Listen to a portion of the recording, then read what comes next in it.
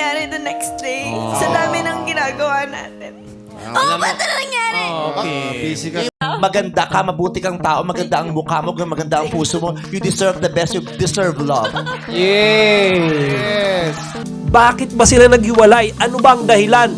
Pero eto mga kachika, hindi ito dahil sa third party. Ang tunay na dahilan pala ng kanilang paghihiwalay dahil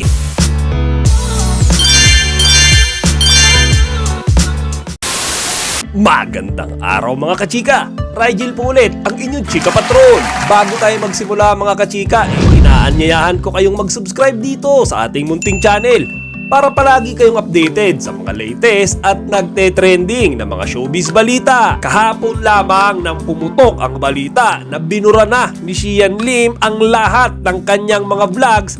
Kasama na dito ang mga video kung saan kasama niya si Kim Chiu na tila ba nagpapahiwatig na talagang kinukumpirma na niya ang hiwalayan nila ni Kim. Pero mga kachika, mahigit sa 2 buwan na palang naghihiwalay ang dalawang ito. Kahit na todo deny sila pag sila ay ini-interview, alagang-alaga sila sa kanilang mga sasabihin. Diba mga kachika, kapag sila tinatanong tungkol sa estado ng kanilang relasyon, ang bukang bibig nila ay okay lang po kami. Mga kachika. Ngayon, ang sigurado, nauna mag-break sa kanila ang Katniel. Siguro sumunod sila. Ngayon, dahil may kumpirmasyon na galing kay Sian Lim at patibay na ng patibay ang mga ebidensya na hiwalay na talaga mga ito. Diba mga kachika, kinumpirma na yan ni OG Diaz, kinumpirma na yan ni Christy Fermin na may mga kaibigan daw etong si Sian na nagsasabi nung balita ng hiwalayan nila ni Kim. Ngayon mga kachika, syempre tatanungin natin, bakit ba sila naghiwalay? Ano ba ang dahilan?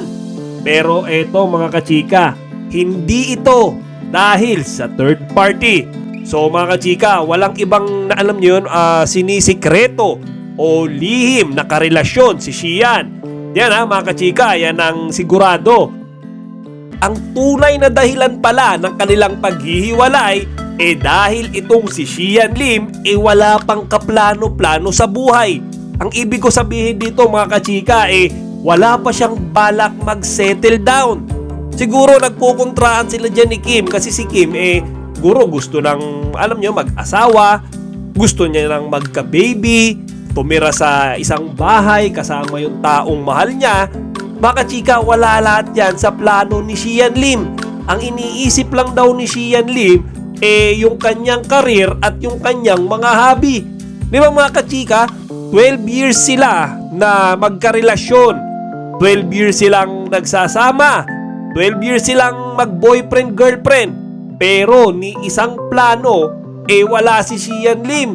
Wala siyang balak sigurong pakasalan pa si Kim. Di niya nakukwento yung mga ganyan. Siguro yung mga planong magka-baby hindi pa rin pumapasok sa isip ni Sian yan. Di ba kachika? Kahit sinong babae naman madidismaya kung ganyan ba naman yung iyong boyfriend. Lalo na nagkakaedad na sila. Yung kanilang mga kasabayan sa showbiz nagsesettle down na, nagpapakasal na, may pamilya na. Pero si Sian mga kachika, ayaw niya pa niyan. Kaya siguro iyan ang nagmitya ng paglabo ng kanilang relasyon hanggang nga sa dumating na ang pagtatapos nito. Tsaka tama rin mga kachika yung mga pahaging lagi ni Vice. Diba lagi niya sinusuportahan si Kim kasi parang alam niya lahat nung nangyayari in the background Alam niya yung mga mga saloobin ni Kim, siguro nagkukwento sa kanya. Maganda ka, mabuti kang tao, maganda ang mukha mo, maganda ang puso mo. You deserve the best, you deserve love. Yes. Alam niya kaya sinusuportahan niya si Kim. Alam niya na si Kim yung tama. Alam niya na si Kim yung, alam niyo mga kachika, deserve ng someone na may plano sa buhay. Hindi yung, alam niyo, mag-boyfriend, girlfriend kayo hanggang sa magsipagtanda na kayo. Diba? Wala kang ang third party. Wala ka namang planong pakasalan yung girlfriend mo. Anong klaseng lalaki ka nun, di ba mga kachika? Kaya kayo tatanungin ko ngayon mga kachika, sa tingin nyo ba tama lang na naghiwalay etong si Sian at si Kim? Sa tingin nyo ba mas deserve ni Kim ang ibang lalaki na may plano sa buhay? Alam nyo yun, yung willing siyang pakasalan na, willing siyang magka-baby kasama siya. Alam nyo, willing silang bumuo ng pamilya. Mga ganyang mindset mga kachika. Sa tingin nyo ba mas deserve ni Kim yan?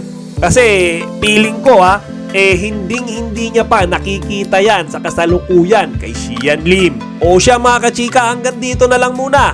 Sana huwag niyo kalimutang bisitahin ang ating website na chikapatrol.net at ilagay din ninyo ang inyong mga opinyon dito sa comment section.